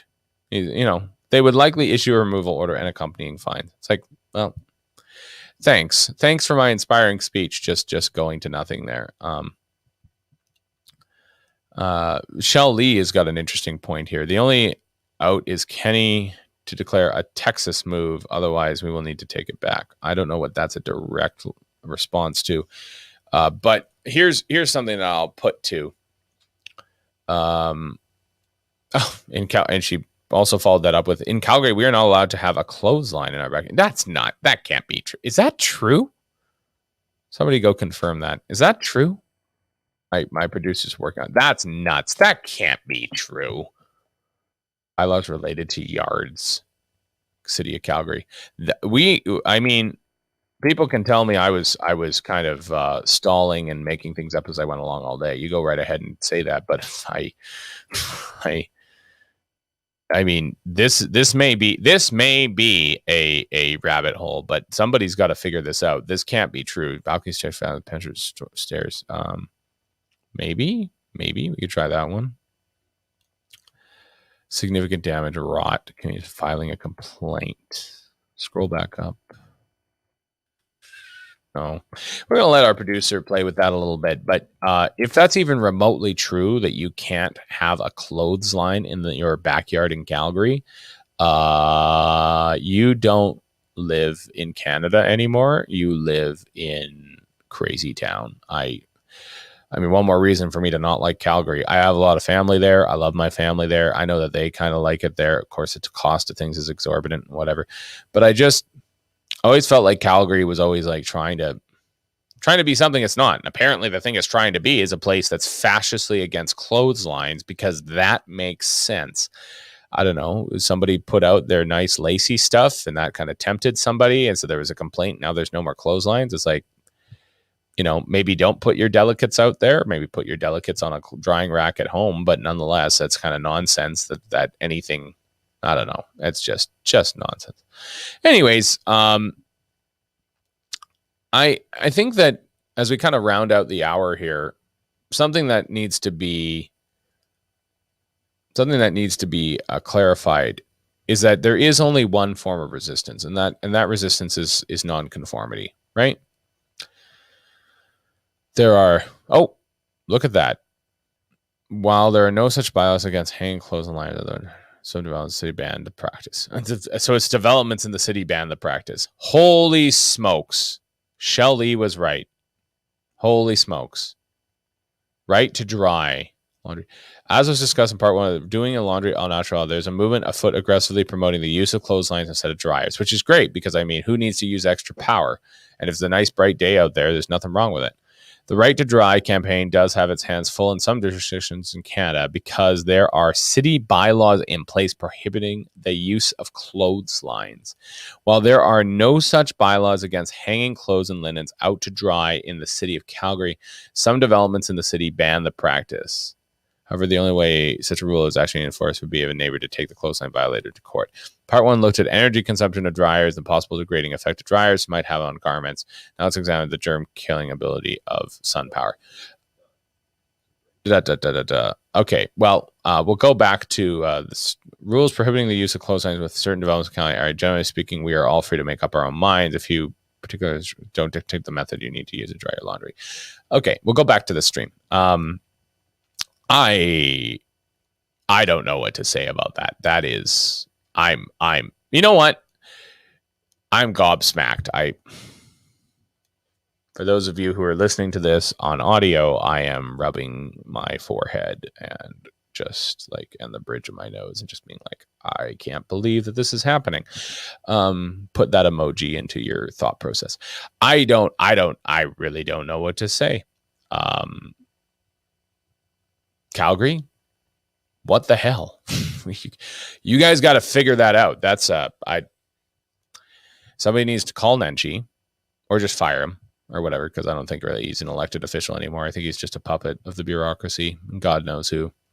And probably just start putting up clotheslines. I didn't realize that clotheslines could be an act of rebellion. Let's dwell on that for just a second. It's like the point I've been making since the beginning of the show. There's been some rabbit trails here for sure. We're scrambling here. It's after a long weekend, it's still early here in British Columbia. It's 10:30. But I never knew that life could be against the law. That's the joke of this whole show, right? That's the whole joke of this whole thing. my beloved and I, we got engaged. And even to just get engaged, given that we don't live in the same household, because we're not doing that, because we're trying to observe the laws of our faith, even that was kind of pushing the Bubbles rule. And then, of course, including even one other person in there was like totally contravening the Bubbles rule, and then traveling around to take the pictures. Like, this is just life, man. Like, it's just life. Like, how I'm somehow a criminal for getting engaged and going on a hiking trip, and also apparently putting a clothesline up in my backyard in Calgary, because apparently that's a thing. I don't know. How does that work? How am I a criminal just by breathing air? I don't understand.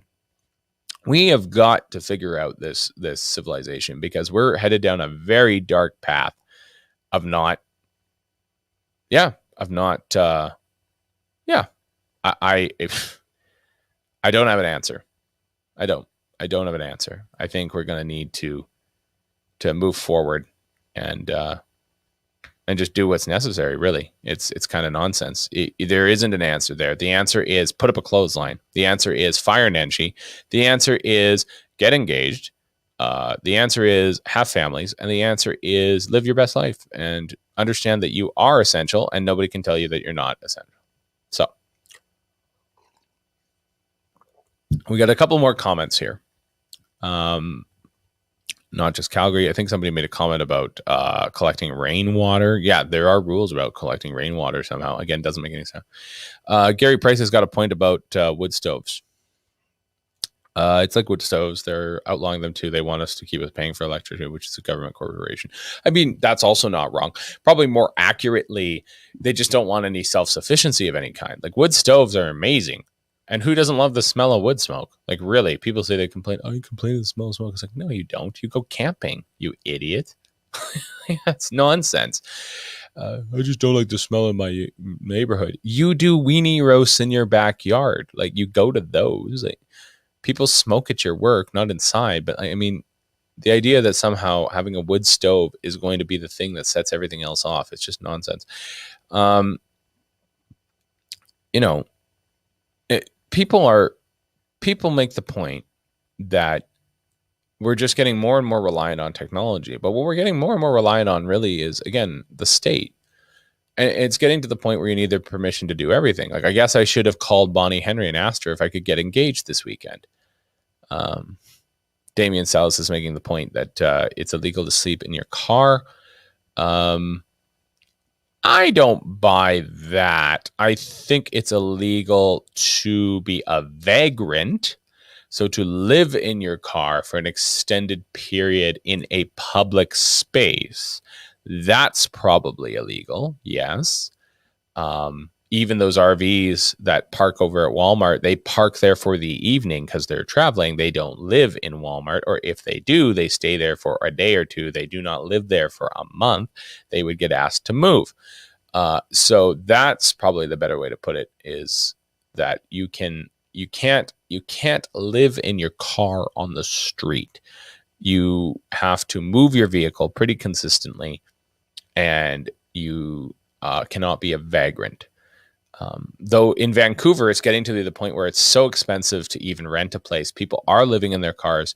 So what they're doing is they've all these do-it-yourself kits now, where you can put a bed into the back of a big old cube van, just not even a cube van, just a big old Ford van, Dodge van, like the old 15 passenger vans.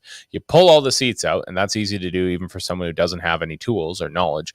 All they got to do is unbolt everything, and that's it. The seats rip right out. Then you set up a platform to make sure that the bed fits in the back. You put the bed in the back and secure it so it doesn't shift around when you're driving. And now you've got a mobile apartment. They also, then maybe they cook outside of it. They have a gas stove or whatever, or they do build a full on, kind of little camper van sort of thing going on inside themselves, or they buy an old one. They find an old VW one and they use that. And that's how they live. They live in their camper van. Because rent has gotten so expensive in Vancouver that it's impossible to live there. It's impossible to live there. But if you work there, why would you because you don't need an address. You don't need a physical address. Ever since we did direct deposit, right? Like we don't need physical addresses anymore, right? Like if you to live at one, I mean. So you just make the physical address your mom and dad's address, and they'll get your T4 when the time comes. Otherwise, with direct deposit, the money just goes in your bank account. So you can just live in your vehicle and work wherever you want to work and save on rent. You're just paying insurance and you're paying parking fees, which is a lot cheaper than rent in Vancouver. And there's still free parking spots. If you want a life hack, I'm kind of giving this away. But if you want a life hack and you're visiting Vancouver, if you're ever allowed to visit Vancouver again after COVID, whatever, what you do is that you don't pay for parking. I hate paying for parking. I hate it. I find it to be an absolute nuisance. So what you do is you park your vehicle underneath the Granville Street Bridge, which still, as far as I know, has free parking. So, and then you just walk the length of Vancouver. Now, you can go ahead and say, man, that's a long walk. It's like, no, it's not actually. It really isn't. Vancouver's not very big. You can walk all the way from the Granville Street Bridge all the way down to Waterfront where the sea bus is. You can walk that in, I think it would take you less than 40 minutes if you're going at a good clip. Definitely take you less than 45, I think. So, and that's one way all the way down the strip. That's not to like the nearby stores and stuff that everybody's going to on Granville and everybody's going to on Robson. Like those stores are right there underneath the Granville Bridge. So you're good. Like you park, you walk up, you get on top of the city where the city level actually is, because you feel way below the city when you're down underneath the Granville Bridge. You get up to where the city is and you go up and down the main drag and you go and visit those shops that you wanted to visit, and you're not paying for parking. And it's great. I hate paying for parking in Vancouver. It's egregious. So some people made some points here. No one went to university in the Fraser Valley. I went to University of Trinity Western, so that's why I'm familiar with the Lower Mainland. And Chame S is making the point that they refuse to stop foreign ownership. That's the artificial inflation. This is something that needs to be kind of discussed a little bit further, I think. The issue of housing and costs, and then food, of course, everybody's making these points, but every consumer item, every consumer price index item is going through the roof lately. And it's an interesting point here, the issue of foreign ownership. This is a catch-22. And again, it's something that we in conservative circles have a hard time with, because on the one hand, money's supposed to flow, and if you get out of the way of the market, supposedly the market will fix itself. Supposedly things will go well, and supply and demand will follow their natural course. But as we watch prices get out of control, and as we watch wages stagnate, and as we watch things get harder and harder to purchase and get by, and we see that even at people can say all they want about foreign corporations, like that's bad. Foreign ownership is bad, but it's no better here in Canada when you're on your third house and it's just another rental. I appreciate that I appreciate that you did well in life and that you managed to put a down payment on something. And then when there was enough equity in the thing you were paying for, you were able to use that as leverage against the next house that you bought. Then you filled it full of people who are going to pay the mortgage for you. And then you're going to do it again and again. Like, I understand the concept. I understand.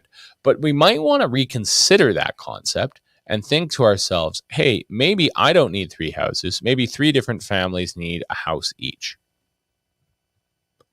Maybe houses aren't for flipping. Maybe houses are for living in.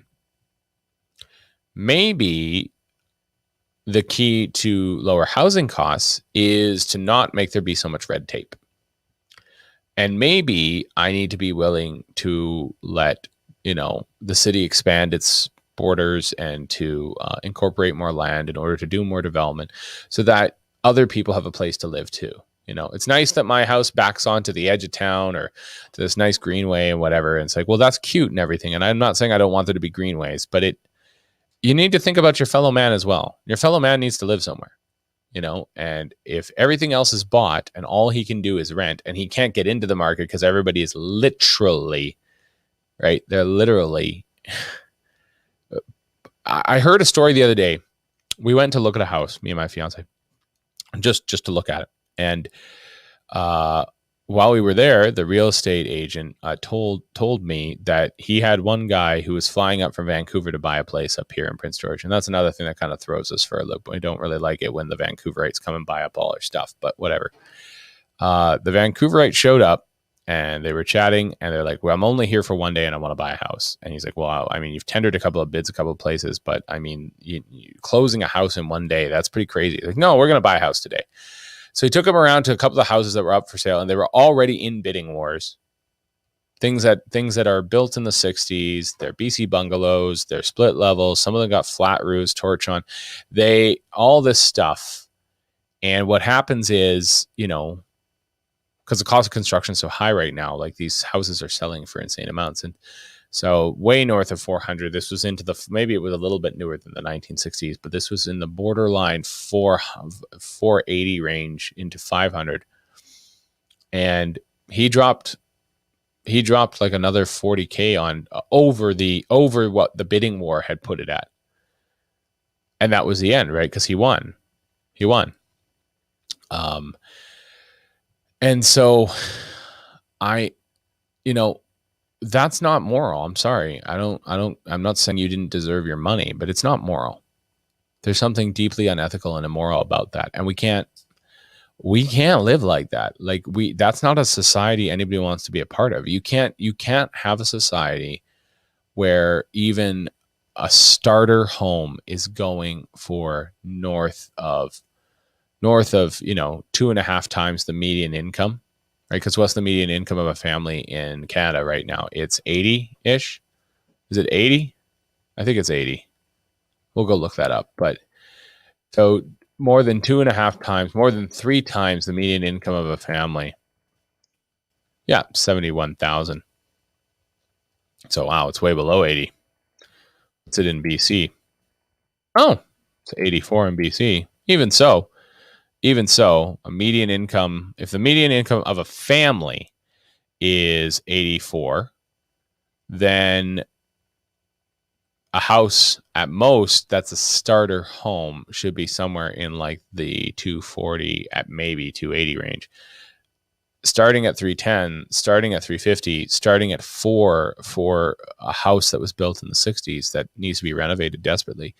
Or even it has been renovated, but then you got to ask yourself, is a BC bungalow really worth $400,000? I don't see that, But Richard has got some correcting points to make for me. Nathan, people renting houses out to others isn't the reason for high housing prices. Inflation and low interest rates are the main reason. Don't understand your reasoning. Maybe I can explain it a little bit better. I would say that part of the problem of high housing prices, you're not wrong about the inflation, but where you are wrong, it's Richard, I think, but he called himself Rich Ard. I think the problem is, and Aaron Angers, a fair point, but I was talking about it in its gross form as well. That's how I was discussing it, and we always talk gross numbers, right? Of course, but fair point. I think what I'd say to Richard is that the only reason that those people own 3 houses is because of low interest rates. That's why. So you shouldn't actually be able, I don't care. If you are in the middle class, you shouldn't be able to afford 3 houses. I don't want you to be able to afford 3 houses. You should be able to afford 1 house and maybe a vacation property, because interest rates should be high enough that it's costing you too much to buy just 1 house, let alone 3. So you're going to have to actually get a decent down payment, and then you're actually going to have to pay your mortgage, and then the bank has got to be kind of iffy about handing you another house, maybe giving you a vacation property, maybe getting you a line of credit to renovate your place. That's nice. But the idea that they're going to give you a whole nother house, no. And the bank, and it should be in the bank's interest too. It's like the bank's like, no, I'm more interested in selling to more people and getting more people into houses than I am to selling you 10 houses. And I don't care that the paperwork's more efficient to sell you 10 houses than to sell 10 people 1 house. I don't care. I'm going to be a good, strong, moral, ethical human being who understands that it's far more important for me to put 10 people in 10 houses than 1 person, into possession of 10 houses, because that's nonsense. And the only reason why they can even do that is, of course, because interest rates are so low. So once you break into the housing market, which is already egregious, yes, because of inflation, but once you break in there, you actually just join a class of people it's just a casino. It's a money-making machine, right? It's just a giant casino. We have no idea when the plates are finally going to stop spinning. We have no idea when the roulette ball is finally going to drop. So you've become part of the mortgage class. Congratulations. Now what you've done is you pay into your mortgage just a teeny weeny bit. And let's be clear, it's just a teeny weeny bit before they'll start giving you more money. And then you use that to buy into another house. So now you have the leveraging to do that. And that's already inflated again. Right. So that's the multiplier, right? Because you've got multiple houses in hand because you like playing Monopoly, and you only got in because of the low interest rates. And then you only got in again because you had the leverage to do it. Whereas somebody trying to buy for the first time, right? If it keeps getting out of their grasp, it just, they got pre-approved for this, then the market moved again. They got pre-approved for this, the market moved again. They can't buy in. While everybody else who's already inside of the game is not ham over fist money. I'm not saying like middle-class people with a house or two or three even are necessarily making all the cash in the world. It costs a lot to run a house, it costs a lot for maintenance. Renters can often be, I'm a tenant. I mean, being a tenant is, you have to treat places with respect, but a lot of us don't. I admit that. But ultimately, the inflationary number, as well as not having the available houses, besides everybody else picking up the fixer up or turning it into a rental, so it doesn't become your first home that you fixed up and became your sink for equity. It became somebody else's, and it wasn't their first home. It was their second and third. And you got to sit there and go to yourself, is that fair? Is that fair? Is it fair that even amongst the same class of people, there's a bitter war going on for even the smallest amount of space, and they'll snap it up because even if it wasn't your price range, they can outbid you. So there's no ceiling to the price range. So this was a fixer upper. It didn't deserve another 30, 40, 50K in a bidding war. It didn't deserve that. But that's what happens. So it is what it is. And I mean, I would argue that ultimately it's an ethical question, because you can talk about regulations around those things all you want, but ultimately the only thing that's going to fix this problem is people being like, no, you know what? I don't need 3 houses. I want other people to have houses too. I don't need 3 houses, because you don't. Nobody does. You get a vacation property. You have your house. Houses aren't for flipping. We all know that. Houses are for living in. And you just live in them. You have your kids in them. You need to sell it because it's time for a bigger house because you had more kids. Good for it. That's is what it is. And I mean, it is about justice. Chris Marchuk made the point. He's got a point here, as if I'm a socialist. I'm not a socialist. I'm a Chestertonian, if I'm anything. But you sound so anti-capitalism, more socialist based on what government allows, goes against freedom, against what is fair. No, I just believe in a strong moral character.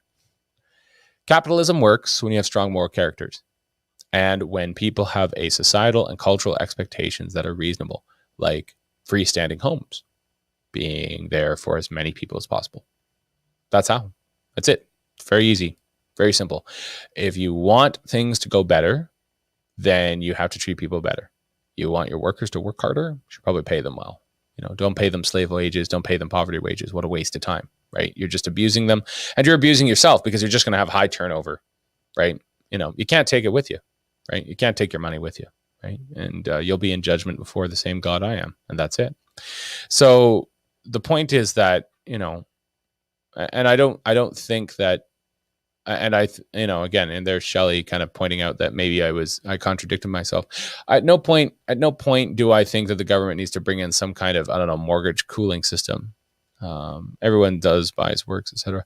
I would say it's far more that it's the interest rates. We have to up the interest rates.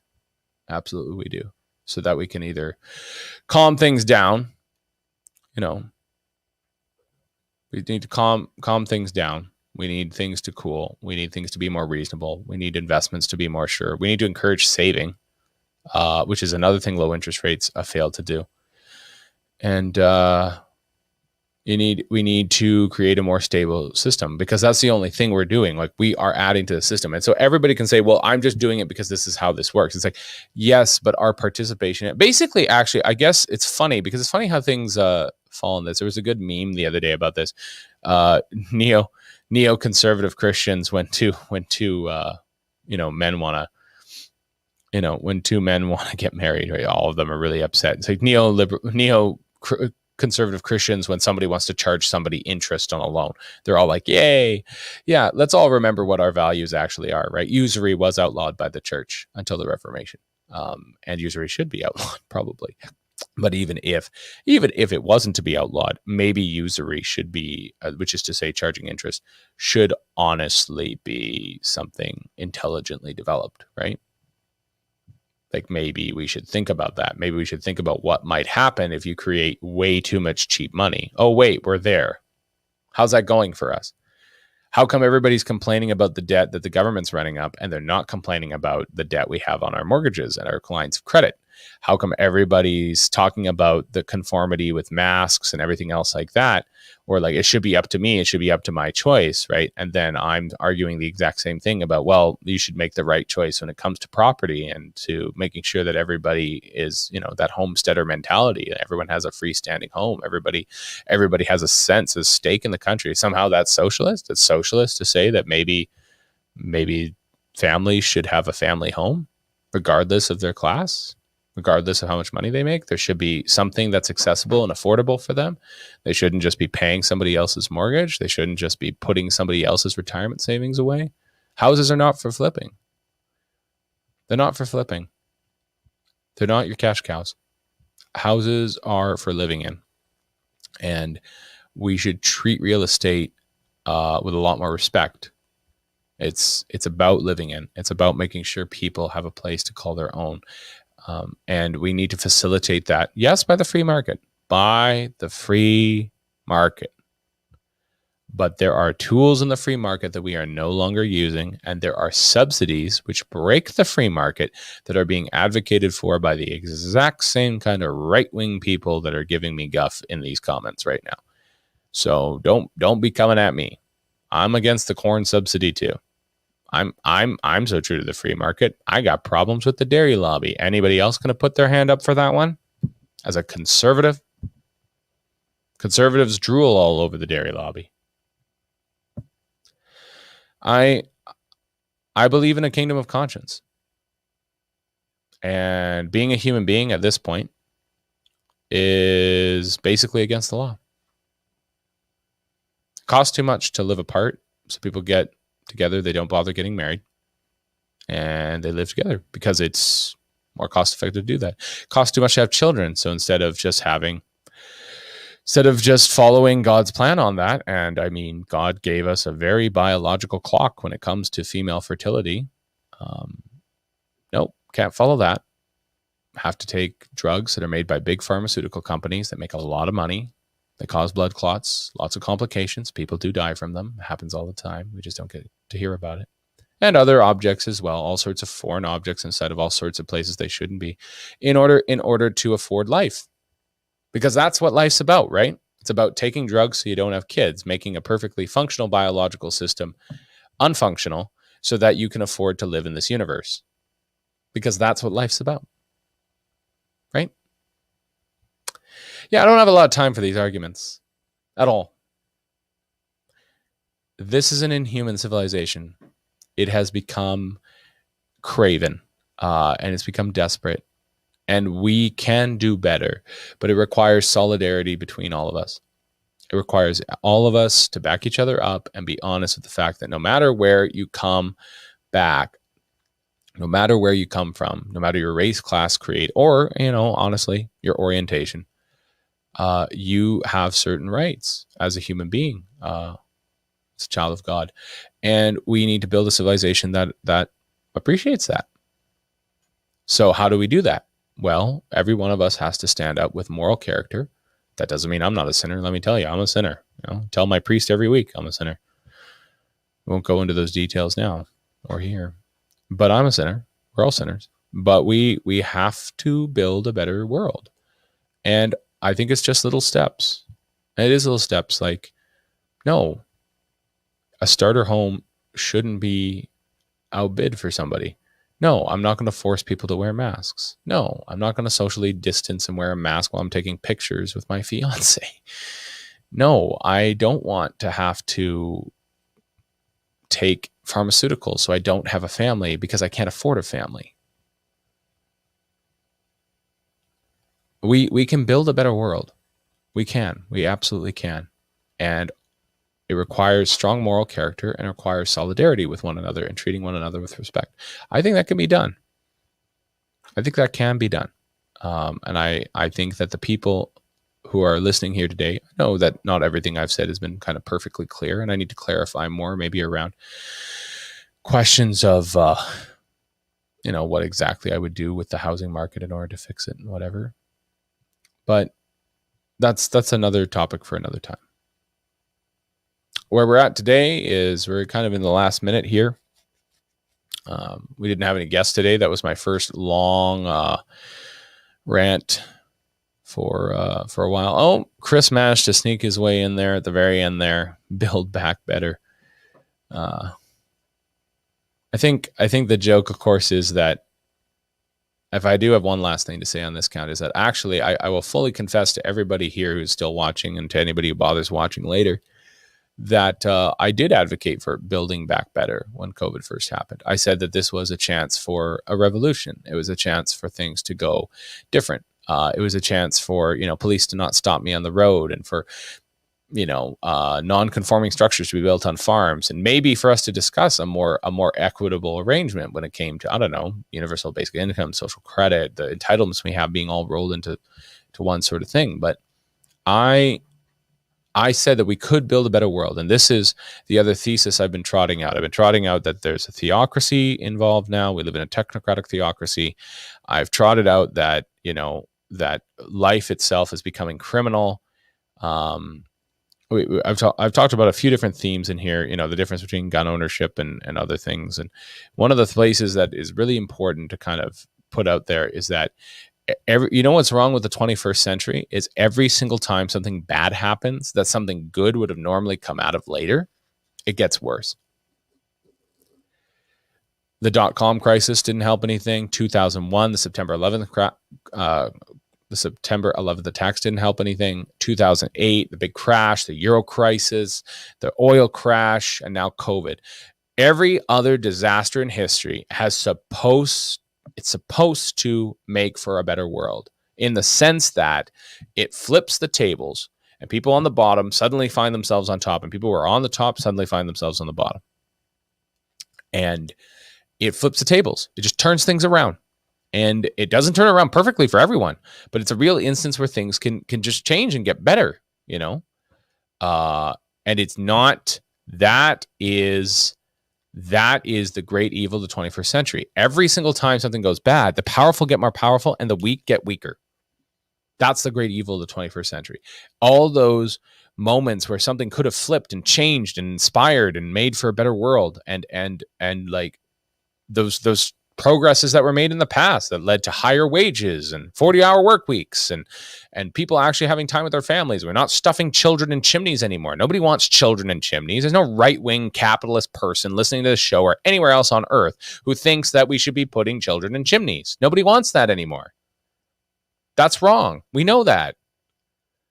But every single moment in the 21st century that could have been a chance to change, right? It's a way to change, right? It's a way to change. And it's a way to change for the better. And it doesn't happen. And it doesn't happen because the powerful refuse to have their consciences convicted and the weak aren't organized, and everybody in between just kind of gets what's theirs and goes. We won't put up our final comment here. Not that I really believe in investments anyways. Well,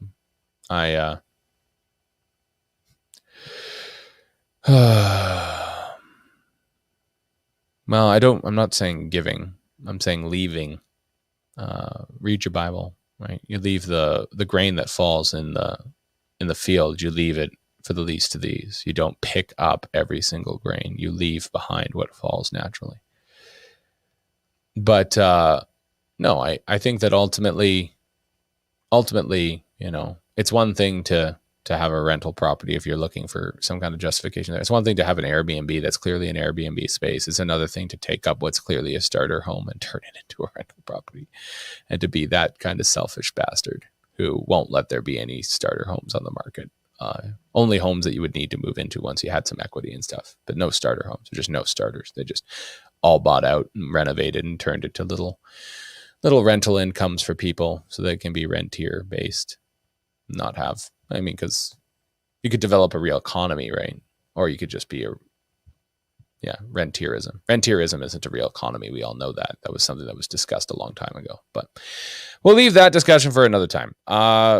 This has been Mountain Standard Time. Sorry to end on kind of a downer note, but I do believe that we can make a better world if we come together, if we act in solidarity, if we have strong moral character.